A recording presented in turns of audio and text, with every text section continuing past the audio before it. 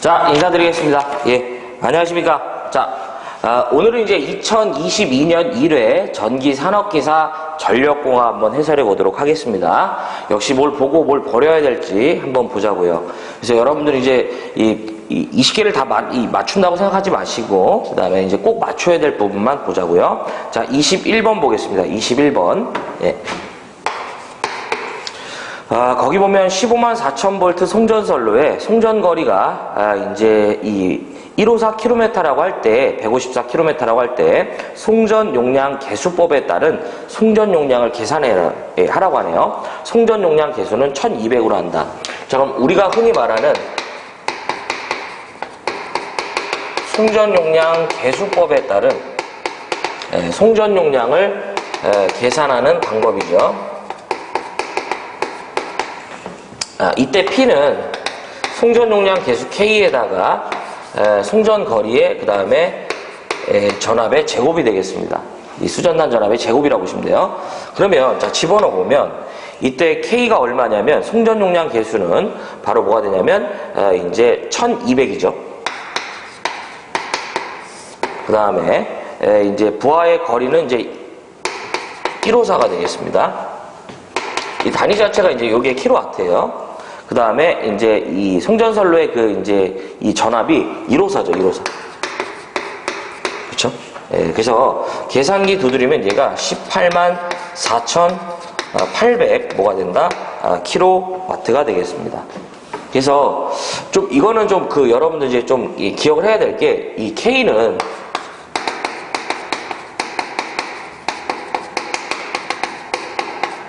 송전 용량 계수고요. 그 다음에 이제 이 L은 뭐가 된다? 송전 거리. 그 다음에 이제 이 VR인데, 이것은 이제 이 송전 전압을 말하죠.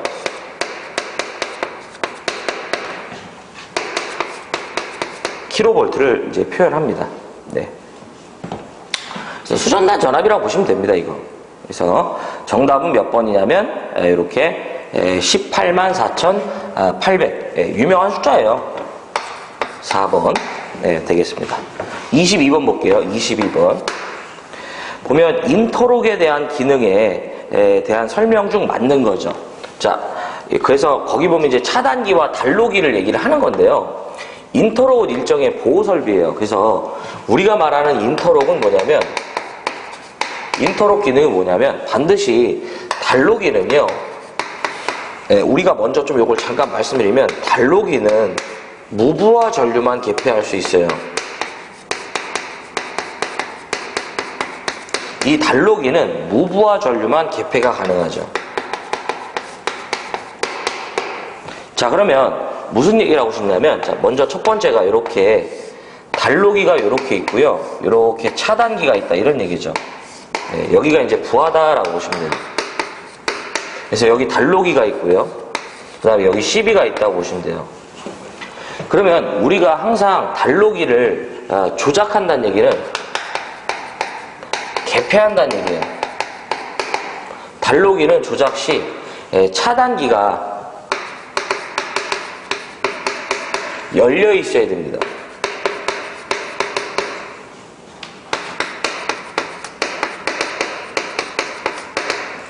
자, 무슨 얘기냐면, 예를 들어서 우리가, 자, 일단은 제가 한번 여기서 이제 이런 걸 한번 해볼게요. 우리가 이제 이런 지금 수전 설비가 있다고 가정해 볼게요. 제가 한번 정전을 한다고 가정해 보겠습니다. 정전.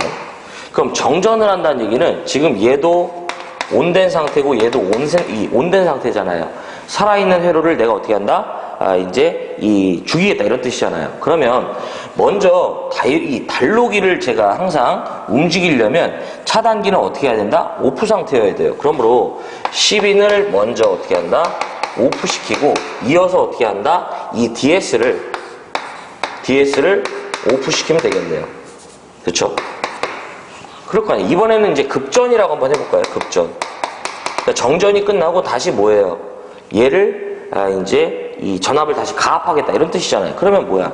그럼 지금 얘는 오프 상태였고, 얘도 뭐예요? 오프 상태네? 그쵸? 그러므로 우리는 뭐예요?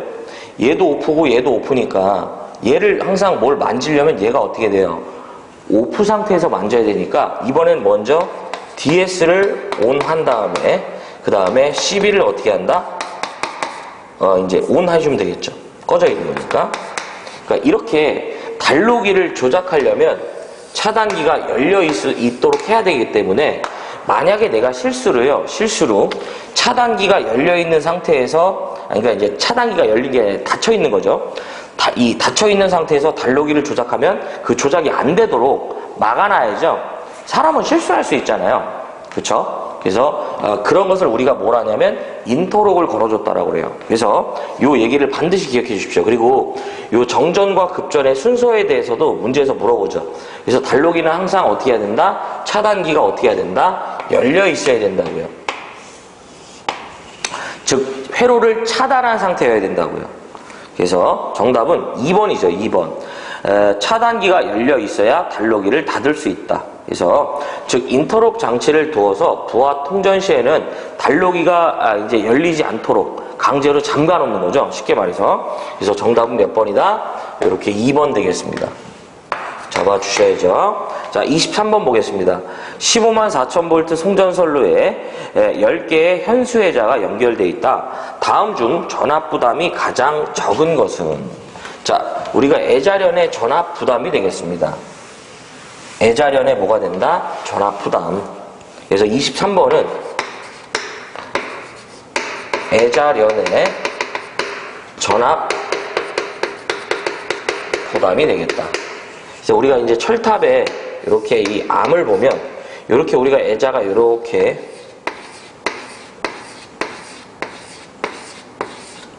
(10개가) 사용되고요. 전선이 지금 이렇게 가선됐다 이런 얘기죠. 그쵸? 이렇게 애자련으로 우리가 사용을 하게 되면 딱 10개니까 쉽게 말해서 이 전선의 전압을 얘네들이 어떻게 해야 돼요? 10%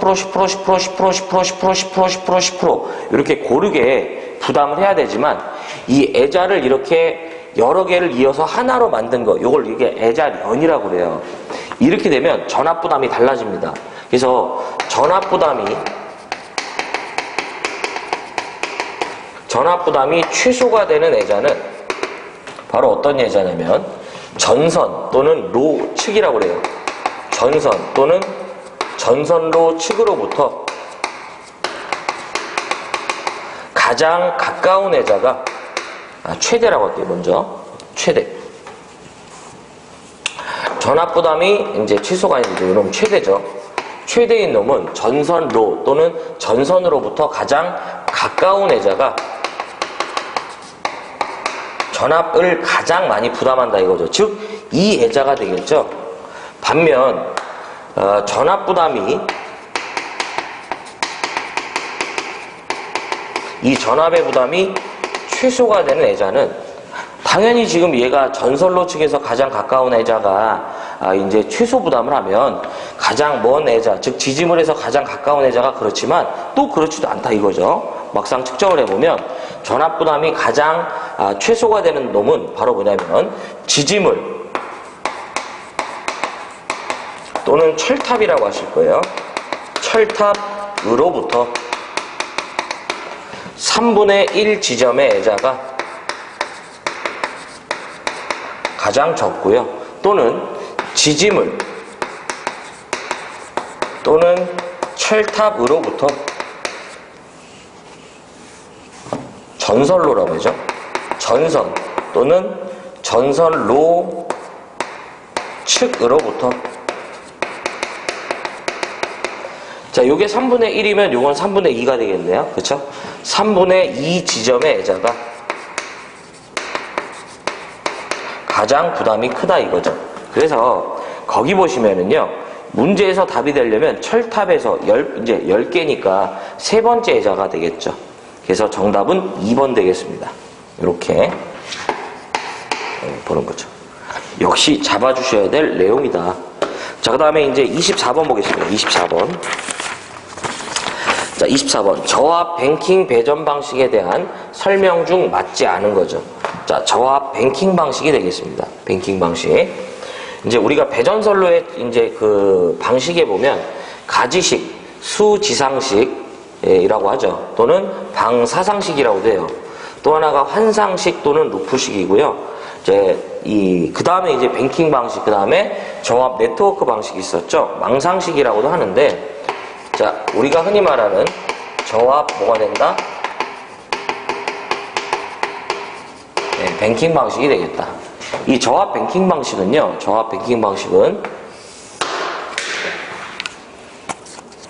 이 고압선에 접속된, 흔히 말하는 이 고압선이라고 보시면 돼요. 고압선에 접속된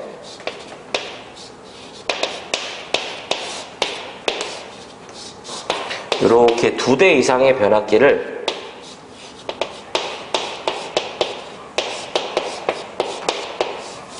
부하와 무슨 운전한다? 병렬 운전하고 있는 상태입니다. 이렇게 우리는 이제 이 방식은 중간에 이렇게 뭘 하냐면 이렇게 구분 퓨즈라는 걸 이렇게 설치해 주죠. 예. 그래서 이 저압 뱅킹 방식은 장점이 뭐냐면 이제 변압기 용량과 동량을 경감할 수 있고요. 그다음에 이제 절감할 수 있고, 그다음에 또 하나가 이제 부하의 융통성이 있어요. 그리고 전압 동요 현상을 줄일 수 있어서 프리커 현상의 경감 능력이지만 얘는 캐스케이딩의 우려가 있습니다. 항상 이게 시험 문제가 잘 되죠.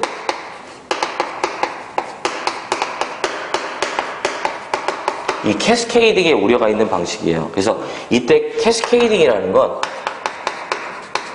저압측 고장에 따른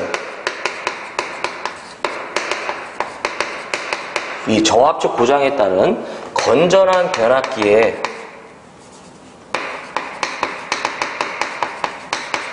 저압측 고장에 따른 건전한 변압기 일부 또는 전부가 차단되는 현상을 말하죠. 이것을 우리가 이제 캐스케이딩이라고 하는데, 이에 대한 대책으로 우리가 바로 뭘 사용한다고 많이 물어봐요. 구분 퓨즈라는 걸 사용한다고 이제 많이 물어봅니다. 대책으로는. 그렇죠? 그래서 이게 구분 퓨즈죠. 네, 요 놈. 그래서 이 방식에 대해서 물어본 거예요. 근데 이제 답이 되는 게 이 부분이라서 제가 이제 먼저 써놓은 건데, 보면 1번 전압 동요가 적습니다. 그래서 프리커 현상에 경감이 되고요. 캐스케이딩 현상에 의해서 고장의 확대가 축소되는 게 아니라 바로 뭐예요? 일부 또는 전부가 차단되는 현상을 말하기 때문에 고장이 확산되는 거죠. 그렇죠? 그래서 3번 부하에 따른 이제 융통성이 있고요. 보호 방식이 적절했을 때 신뢰도가 증가하고, 다 맞는 얘기예요. 그래서 정답은 2번 되겠습니다. 이렇게. 자, 25번 보겠습니다. 자, 이게 이제 수력 발전과 관련된 내용인데, 수력 발전소의 댐을 설계하거나 저수지의 용량을 결정할 때 사용되는 것이 뭐냐라고 하는데요. 자, 여러분들 이제 25번이죠. 요거는 이제 여러 번 나왔으니까 잡아주셔야 돼요. 저는 이제 요걸 할 때 저수지의 용량을 결정한대요. 자, 뭐의 용량을 결정한다? 바로 저수지의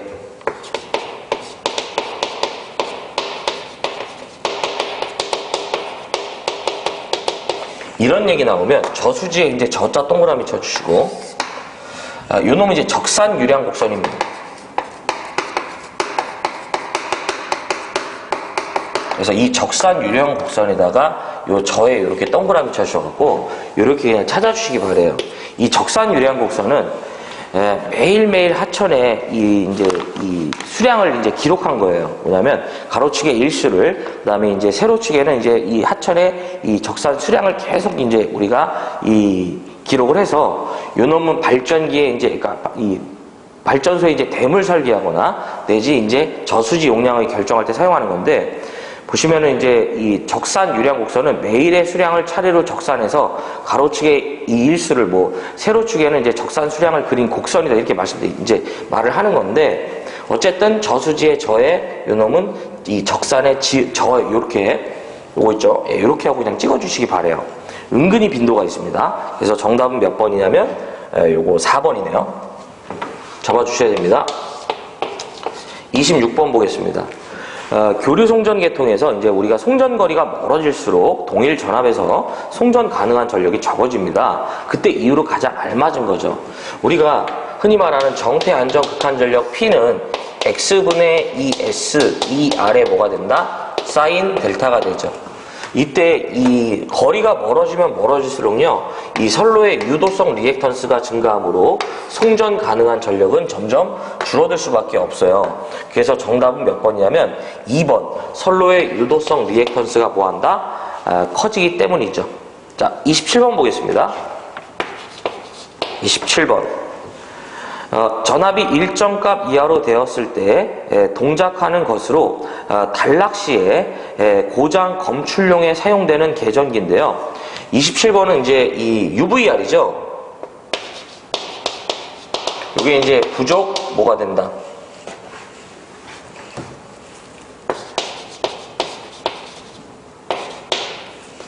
언더 볼테이지 릴레이죠.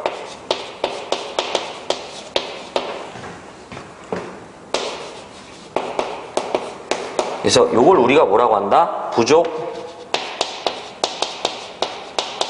전압 계전기라고 하죠.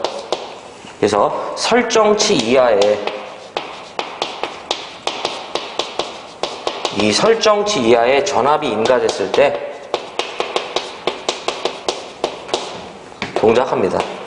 여러분들이 나중에 이제 현장에 가시면 이제 필연적으로 보실 이제 그 보호 계전기가 되겠습니다.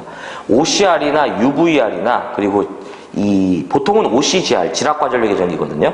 걔네들은 꼭 있다고 보시면 됩니다. 그래서 정답은 이제 뭐가 되냐면 4번 되죠. 4번. 그래서 이제 거기 보면 그 OVR인데 이제 이건 해설이 잘못된 것 같아요. 그쵸? 과전류 계전기가 아니라 이제 OVR은 과전압 계전기죠. 그래서 설정치 이상의 전압이 인가됐을 때 동작하고요. OVGR, 요거 이제 이 지락 과전압 계전기죠. 비접지 계통의 지락 시에 뭐가 된다? 이제 영상 전압을 우리가 검출하는 이제 계전기가 되고요. NSR은 이제 역상 계전기입니다. 그래서 이제 불평형에 따른 이 역상분에 의한 동작을 하는 계전기인데 이제 뭐 네가티브 이제 이 시퀀스 릴레이다 뭐 이렇게 돼 있는데 이 정답은 이제 4번이죠. 또 주는 문제입니다. 사실 밑 앞에 전압이 일정 값 이하로 동작한다고 그랬죠. 그 다음에 28번 보겠습니다. 이것은 제가 하긴 하지만요, 잘 이해가 안 되면 좀 선택을 해달라고 하는 문제예요. 근데 은근히 보면 산업기사 문제로 빈도가 있기 때문에 저는 했으면 한다 이거죠. 자, 동일 굵기의 전선으로 3상 3선식 2회선 이제 송전선이 있다. A선의 이제 전류가 100A, 그 다음에 B회선의 전류가 50A래요. 자, 무슨 얘기냐면 3상 3선식으로 구성된 이 선로가 이렇게 두 개가 있다 이런 얘기예요. 요걸 저는 A회선, 요걸 저는 B회선이라고 가정해 볼게요. 이때 A선의 전류는 100A, B회선의 전류가 50이었을 때 선로 손실의 합계는 이제 50kW였대요.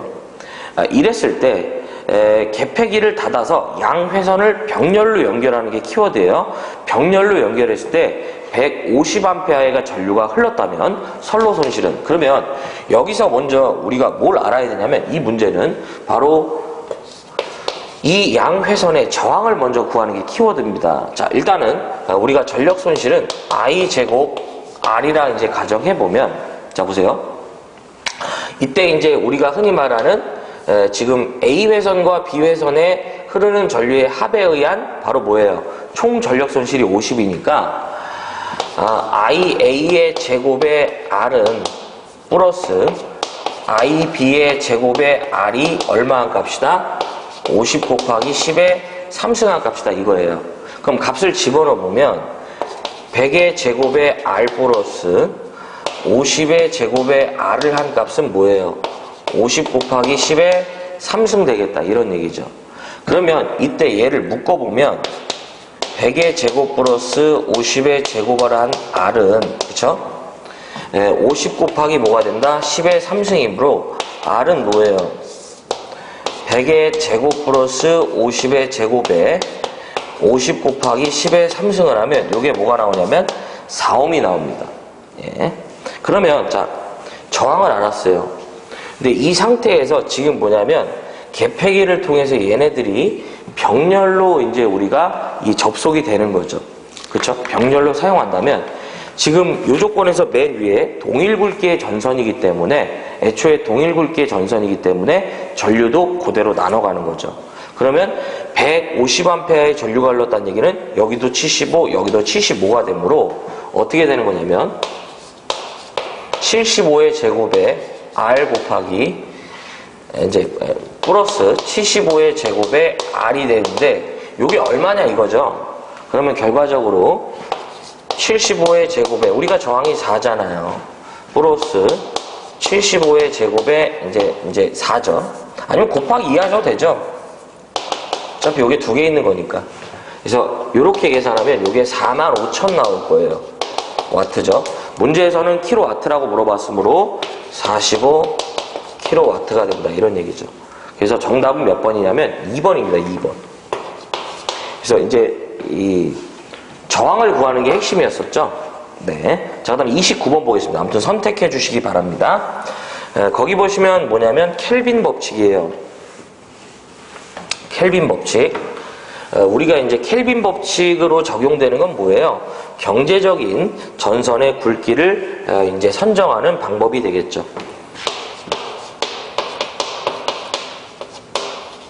우리 경제적인 전선의 굵기를 선정하는 방법이죠. 이걸 바로 뭐라고 한다? 켈빈 법칙이라고 합니다. 이게 이제 계산 할 수 있는 그런 부분이 있거든요.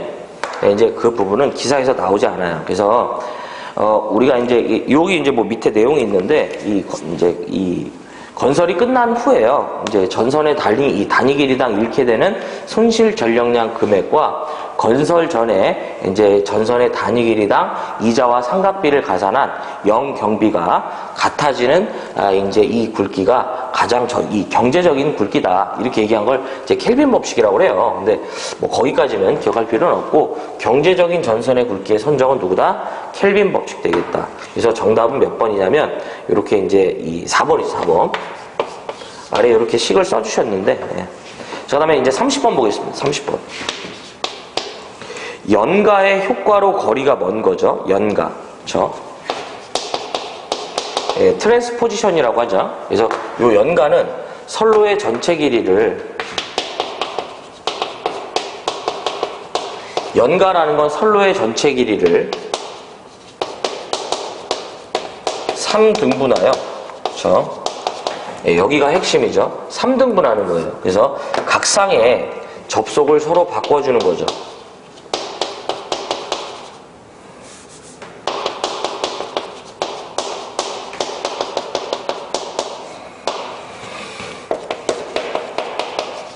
것을 말하는데 이 각상의 접속을 바꾼다는 뜻이죠.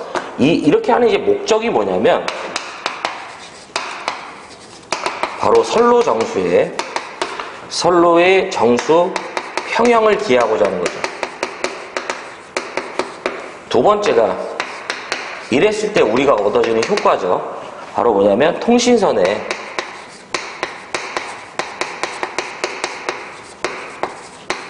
유도 장애가 적어져요. 경감되고요. 그 다음에 직렬 공진을 방지할 수 있어요.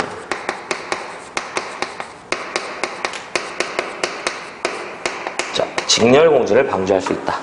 그래서 문제 조건에서는 효과로 거리가 먼 거죠. 자, 첫 번째 뭐예요? 직렬 공진 방지 여기 있네요. 자, 그 다음에 두 번째 선로 정수의 평형 여기 있죠. 그 다음에 세 번째 이런 얘기 한 적도 없죠. 네 번째가 여기 있죠. 그래서 정답은 몇 번이에요? 이렇게 3번으로 볼 수 있죠. 그쵸? 자, 그 다음에 31번 보겠습니다. 용량 25,000 kVA가 되고요. 그 다음에 임피던스는 10%인 삼상 변압기에 2차 측의 삼상 단락 시 단락 용량이에요. 자, 31번 단락 용량 PS는 퍼센트 임피던스 분의 100에 뭐가 된다? PN이 되겠습니다. 계산 문제죠. 퍼센트 임피던스 이제 10%가 되고요. 100이 되고요. 그 다음에 용량이 얼마예요? 25,000 kVA죠. 그렇죠?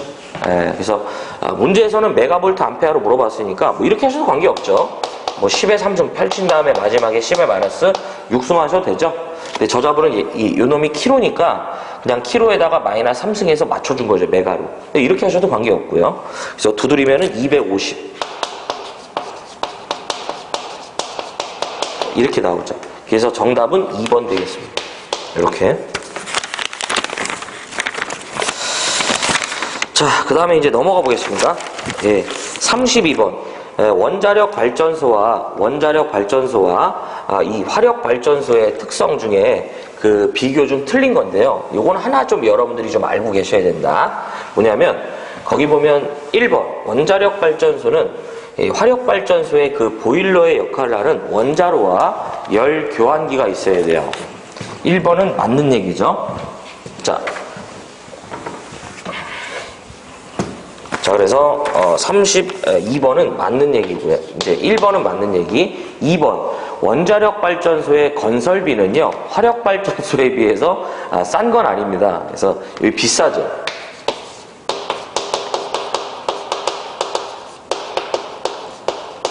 원자력 발전. 요 놈은 기저부하에 적합합니다.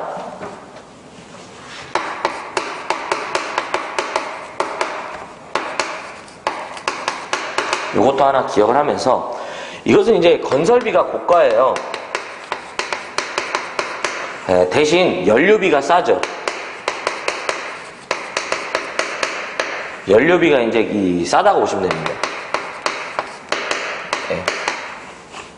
건설비는 고가 대신 그 이제 연료비는 이제 좀 이제 싸다고 보시면 돼요. 그래서 정답은 몇 번이냐면 2번이죠, 2번.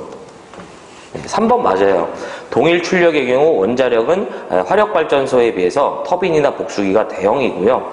이것은 이제 방사능에 대한 이제 이 차폐 이제가 필요하죠. 자, 그다음에 이제 30 몇 번이냐면 3번 보겠습니다. 동일한 그 두 대의 요거 보면 33번 이제 좀 풀고 나서 좀 특이사항 좀 말씀드릴게요. 동일한 두 대의 단상 변압기를 V결선하여 삼상 전력을 100kVA까지 수전하고 있다면 똑같은 단상 변압기 한 대를 추가하여 델타 결선하게 되었을 때 삼상 전력은 어떻게 되는가? 무슨 얘기냐면 지금 이렇게 두 대로 V결선하다가요. 우리가 한 대가 더 추가되면 다시 뭘로 돌아가요? 델타로 돌아가죠. 그러니까 예를 들어서 이제 우리가 델타 결선으로 운전하다가 한 대가 고장나면 V 결선을 하잖아요. 그럼 이때 V 결선의 출력은 루트 3배의 변압기 한 대 용량과 같다. 뭐 이런 얘기를 이제 여러분들이 이제 공부해서 이제 들으셨을 것 같고요. 그 다음에 또 하나가 이제 다시 복구되면 뭘로 돌아가요? 델타로 돌아가야 되는데 델타 출력은 한 대 용량의 3배니까 지금 요 사이가 즉 여기서 이쪽으로 다시 되돌아가면 루트 3만 곱해주면 되죠. 근데 문제에서는 V결선 한 출력이 얼마라고 했냐면 100kVA라고 했고요. 여기에다 루트 3만 곱해주면 다시 원래 델타 출력으로 돌아간다. 이런 얘기죠. 그래서 정답은 몇 번이냐면 173.2 4번 되겠습니다. 네, 요것도 뭐 이제 기억을 좀 해주셔야죠. 그 다음에 34번 볼게요. 34번. 전선의 그 전류 밀도가 도선의 이제 중심부로 들어갈수록 작아진대요. 표피 효과죠, 표피 효과.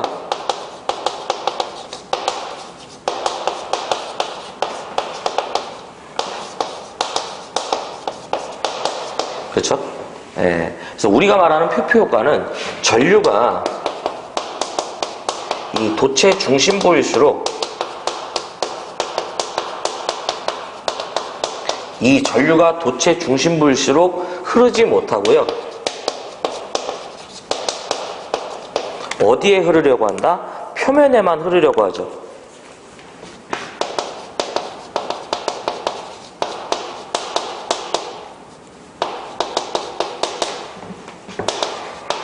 그래서 이걸 우리가 뭐라고 그래요? 표피 효과라고 하죠.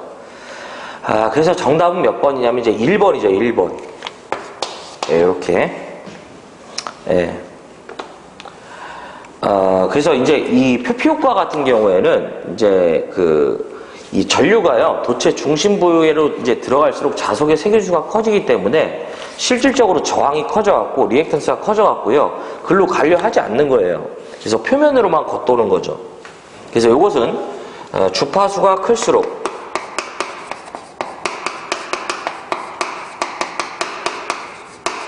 전선이 굵을수록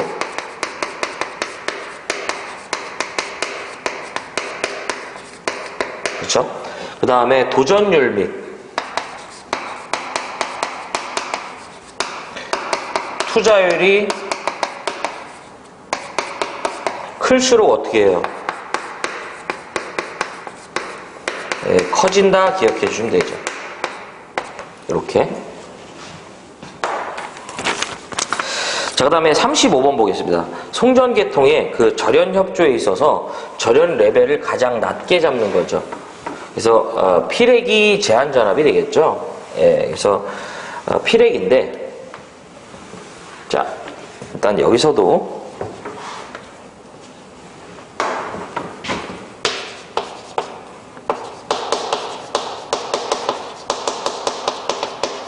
이 절연협조의 기본이 되는 게 피레기 제한 전압이라는 거.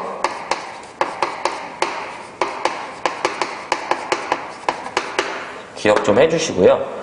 이게 이제 절연협조에 대해서도 종종 물어보기 때문에 뜻은 알고 있자 이거죠. 그래서 이 절연 설계를요. 이 절연의 설계를 합리적, 경제적으로 한 거예요.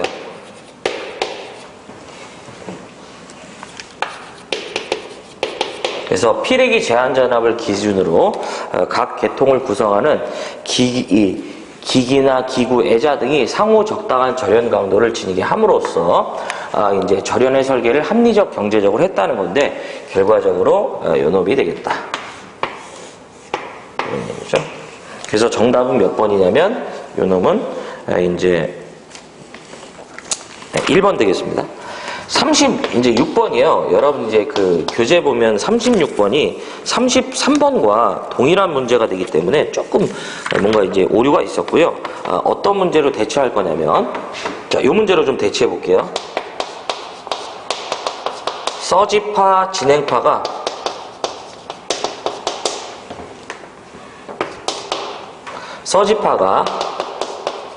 서지 임피던스 Z1에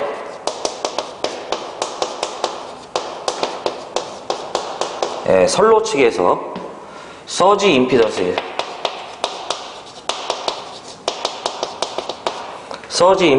Z2에 선로 측으로 입사하였을 경우 입사할 때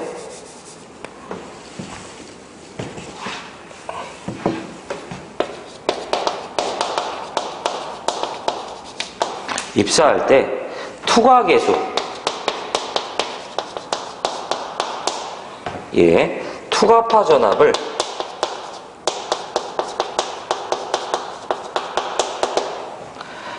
입사파 전압으로 나눈 거죠. 나타내는 식은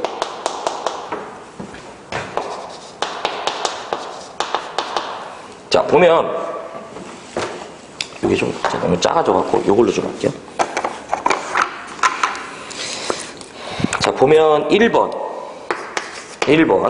보면 B는 Z1 플러스 Z2에다가 Z2 마이너스 Z1이 되고요. 2번 B는 Z1 플러스 Z2에다가 2배의 Z2가 되고요. 3번 B는 Z1 플러스 Z2에다가 Z1 마이너스 Z2 되고요. 4번 B는 Z1 플러스 Z2에다가 2배의 Z1 되겠네요. 그쵸? 네. 그럼 여기서 우리가 이제 여러분들 이게 문제에서 물어본 건 뭐냐면, 투과계수를 물어본 거죠. 이렇게 가공전선과 지중전선이 접속되어 있다 이거죠. 그럼 요거 가공전선의 임피던스를 저는 Z1, 지중전선의 임피던스를 Z2라고 한번 가정해 보겠습니다. 이렇게 임피던스가 변하는 지점에 이제 우리가 이제 이 뇌가 입사되면 입사 전압을 저는 이제 이 EI라고 했을 때 이때 여기서 투가 되는 전압이 나오고 다시 되돌아가는 반사 전압이 나오죠. 자, ET, ER이라고 한번 해보겠습니다. 그럼 이때 투가 전압 ET라는 것은 투가 전압이 되겠죠. 이것은 Z1 플러스 Z2에다가요 2배의 Z2의 EI로 표현할 수 있어요. 이때 이 I가 요놈이 입사 전압을 말합니다. 그러면 이때 요렇게 표시된 요 놈이 바로 뭐가 되냐면 투과 계수가 됩니다. 이어서 좀 하나만 더 해볼게요. 이 R은 뭐가 되냐면 반사 전압이 되겠습니다. 둘 다 물어보니까 반사 전압은 Z1 플러스 Z2에다가 Z2 마이너스 Z1이 되고요. 여기에 입사 전압 곱해주면 되겠다. 이때 요 놈이 바로 뭐가 된다? 이 회로의 반사 계수를 말합니다. 그러니까 문제에서 지금 투과 계수를 물어봤으므로 2번이 맞는 거죠. 그렇죠? 그래서 36번은 정답이 몇 번이냐면 2번 되겠습니다. 자, 이렇게 정리 부탁드릴게요. 자, 아무튼 좀 문제에 좀 오류가 있었어요. 자, 그 다음 37번 볼게요. 37번. 삼상 3선식 배전선로에 그 역률이 0.8인 삼상평형 40kW짜리 부하가 연결되어 있답니다. 전압 강하는 약 몇 볼트인가 라는 거예요. 근데 좀 독특하게 뭐냐면 이렇게 부하 전압은 200볼트의 전선 한 조의 저항은 이제 얼마였냐면 0.02였고요. 리액턴스가 무시된답니다. 네. 하얀색 대신 이걸로 좀 해볼게요. 자, 37번인데 보시면 우리가 흔히 말하는 이제 전압 강화였었죠. 전압 강화를 구하는데 이 전압 강화는 VP분의 R 플러스 X의 탄젠트 세타라는 식이 있어요. 근데 문제에선 분명히 뭐라고 되어 있냐면 리액턴스를 무시하라라고 했기 때문에 지금 여기서는 X 값이 뭐예요? 없어도 되는 수치죠. 그렇죠? 그럼 여기다가 이제 갖다 집어넣어 보면 결과적으로 얘는 VP에다가 이제 그냥 이제 R이 되는 거죠. 그러면 지금 전압이 얼마냐면 얘가 200이었던 것 같아요. 부하의 전압은 200. 그 다음에 전력이 40 곱하기 10의 3승. 그렇죠? 그 다음에 저항이 얼마예요? 0.02죠. 해서 계산기 두드리면 4V 나옵니다. 그래서 좀 리액턴스를 무시해서 더 쉬워졌던 거죠. 그래서 정답은 몇 번이냐면 이제 3번 이렇게 볼 수 있네요. 자, 그 다음 38번 볼게요. 38번. 송전계통의 중성점 접지용 소호 리액터의 인덕턴스는 단 한 선에 선로 한 선의 대지 정전 용량은 얼마가 된다? C라 한다. 보면 이 소호 리액터 접지가 되죠. 이때 이 소호 리액터의 인덕턴스 값을 물어본 건데요.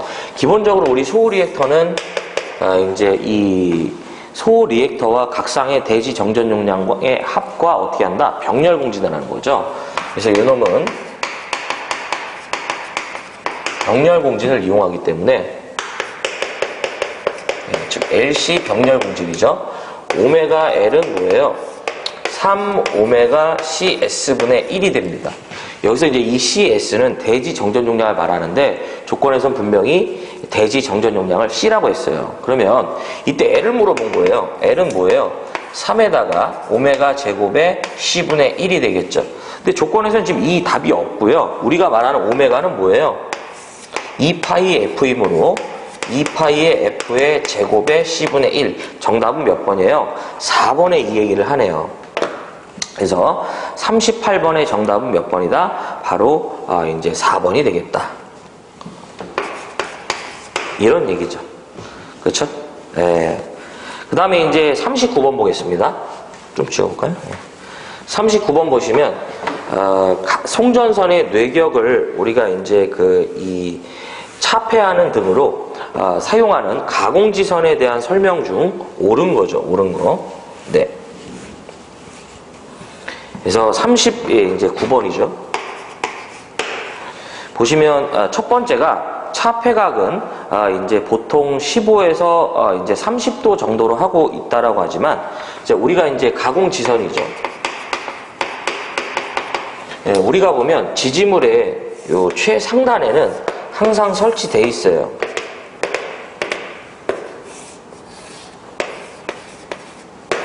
자, 이렇게 돼 있고요. 이렇게 우리가 꼬깔꼬리 씌워져 있죠. 그러면서 여기 위에다가 우리가 뭘 설치한다? 이렇게 가공지선을 이렇게 설치하는 거죠.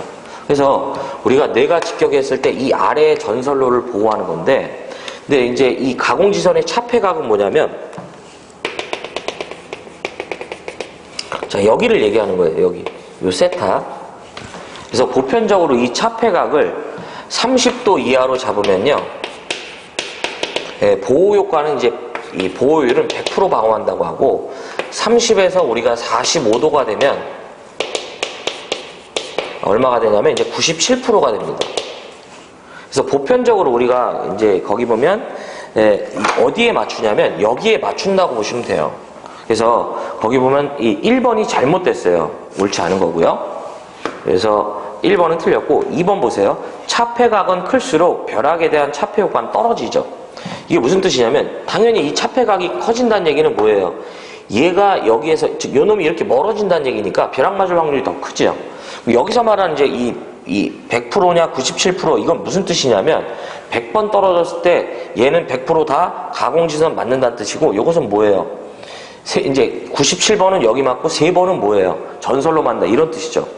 그래서 거기 보면 2번도 아니죠. 차폐각이 클수록 벼락에 대한 차폐 효과는 이제 떨어지죠. 그 다음에 3번 가공지선을 2선으로 하면 차폐각은 적어진다. 맞는 얘기예요.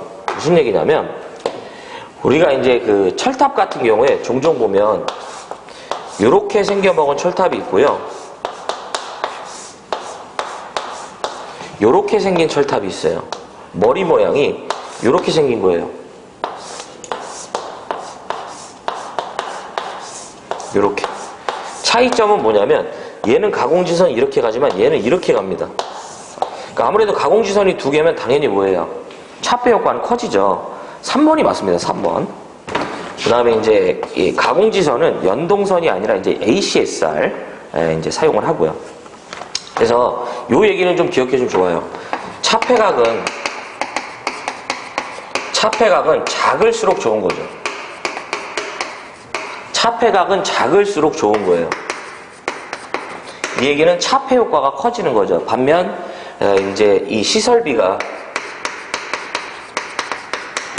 고가가 되는 거죠.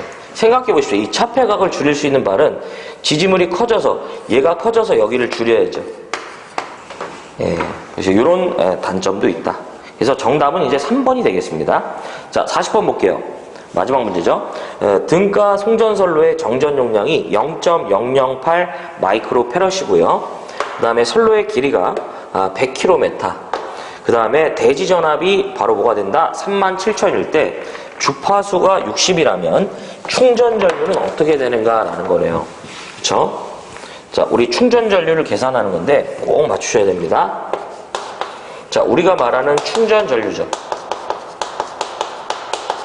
IC는 오메가 C2가 되겠습니다. 자, 바로 가보면 오메가는 2파이에 주파수가 60이고요. C가 지금 얼마냐면 0.008 마이크로페럿이니까 10의 마이너스 6승인데 문제는 얘가 킬로미터당 값이니까 길이가 주어졌죠. 그러니까 여기에 100을 잡아주셔야죠. 그 다음에 여기에다가 37,000을 그대로 곱해주시면 그쵸? 얘가 11.2A가 나온다 이런 얘기죠. 그래서 정답은 몇 번이냐면 1번 이렇게 잡을 수 있죠. 그래서 여러분들 여기까지가 2022년도 1회 전기산업기사 문제였고요. 잠깐 이제 문제를 좀 이제 특이한 문제만 좀 이제 여러분들 선택해 주셔야 될 문제만 확인해 보면 저는 이제 여러분들 꼭 이제 나머지는 다 보셔야 되는데 28번은 좀 이제 이 생각을 한번 해보시고요. 네, 근데 하셨으면 좋겠어요. 변하지 않고 좀 산업기사에 잘 보인다. 그 다음에 몇 번이냐면